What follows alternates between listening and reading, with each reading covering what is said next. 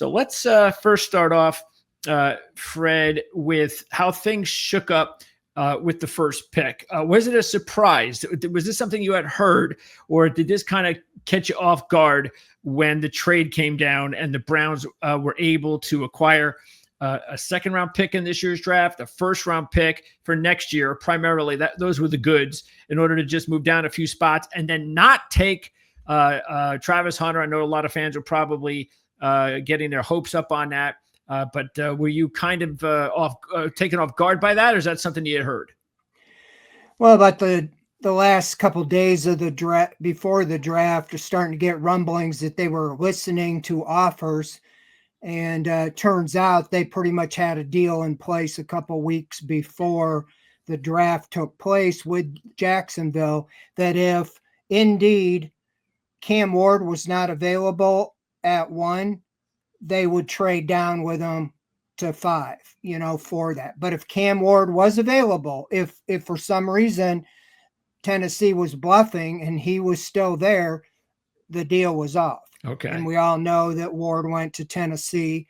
And so the Browns, pulled the trigger. I think I think Andrew Berry kind of did a masterful job. He met with us before the draft, and he really went out of his way in praising Travis Hunter. He compared him to Shohei Ohtani, that he called him a unicorn. How many guys, could pitch and hit and do that? And so it seemed pretty logical to me when you're picking 2, and if Cam Ward is taken number 1, there's nothing in their way to take Travis Hunter. I felt either he was trying to entice the Titans to take him at 1 so they could take Cam Ward, or he knew that Cam Ward was going to the Titans, and he was just saying there's not a lot of risk in talking about it other than to talk up to make a trade, because, of course, Ohtani got $700 million, but in the NFL, all you have to do is call his name. He's on your team for 5 years at a very reasonable. And I really thought it solved 2 problems. Andrew Berry had drafted a wide receiver every year in his first 5 years. So that checked the box. And he had drafted a cornerback in 4 of the last 5 years. And they had needs at both. That would check 2 boxes at 2 premium positions. So why would you not take the guy? So then, when I look back, it seems like a very practical thing to do, but it took a lot of the sizzle out of it. I mean, no disrespect to Mason Graham. I mean, our lads, a lot had him like 4th best player in the draft, but you kind of got a wrestler instead of a unicorn, and you think you're getting a once in a generational guy. Yep. I likened it a little bit to the pick of Joe Thomas in 2007 with the 3rd pick. Not very sexy, but 10 straight Pro Bowls. Yep. Went to the ballot of the Hall of Fame on his first. So I think it's a solid pick if he's everything that he's cracked up to be. We saw him at the mini camp. They don't do any contact, and he's not the most impressive looking guy, but he's a defensive tackle. Yeah. He lost his lunch in Saturday's practice, so that wasn't great. Okay. But, all things being said, to move down 3 spots, to get Mason Graham, to get a 2nd round pick, which they used to get Quinshon Judkins, and to get a 4th round pick, which they used to get Dylan Sampson. So basically the trade is Hunter and whoever else Jacksonville got in the 5th round for Graham, Judkins, and Sampson, who they're planning on being their 1-2 running backs this year, and 1st round pick next year. Yep. I mean, the 1st round pick next year is obviously important because the quarterback position, when they made the pick, it seemed pretty obvious they weren't infatuated enough with any other quarterback to take them with the number 2 pick because they had a desperate need at quarterback. They did take 2 later, but it sent a signal, I think, that we're going all in next year to get a quarterback. Maybe not now. You drafted 2, kind of give them a look and a shot Sure. and make a decision if they, but Jacksonville, what if Jacksonville's in the top 5 And they you're could sitting be. there Yeah. with your own pick and you might have a chance to get the best quarterback in the draft next year. So Yep. I can't fault them. They do have a lot of needs. So I think they solved, if these guys are what they're expected to be in their projections, you solved 2 real big needs. I think you put your running game right back on the map, and def- tackle rush. The defense against the rush has been a problem the last couple years, and an inside pass rush. So I think it's practical. I mean, if Travis Hunter is everything that he's made out to be, you're gonna wish you had him. But I think if you got 3 really solid players, Yep. and it really will play out. It's not finished. Who you get next year? Yep.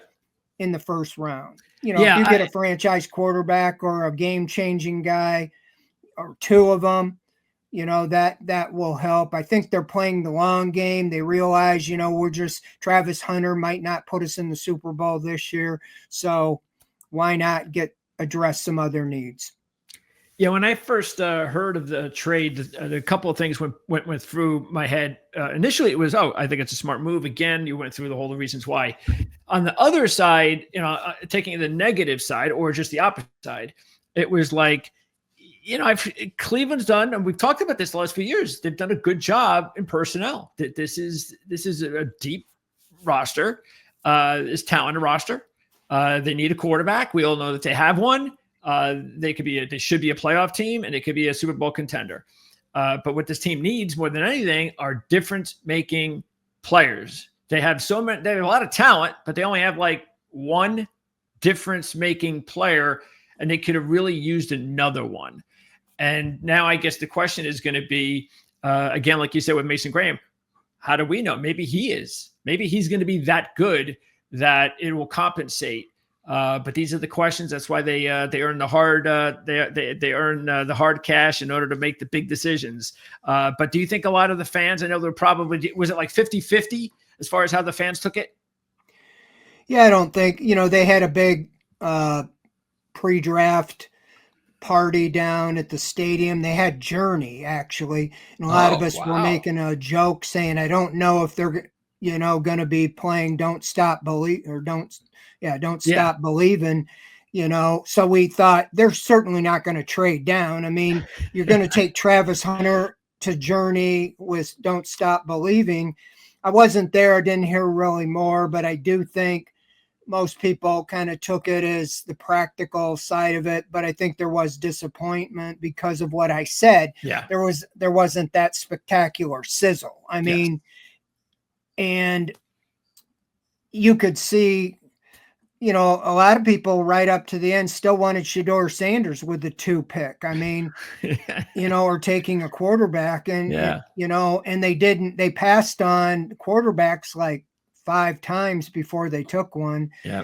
And so everybody knows you need, a franchise quarterback. So I just think, again, the way I look at it, it was a practical draft, but it didn't really have that sizzle. Looking back, Greg, it was really a strange draft. They went out of character.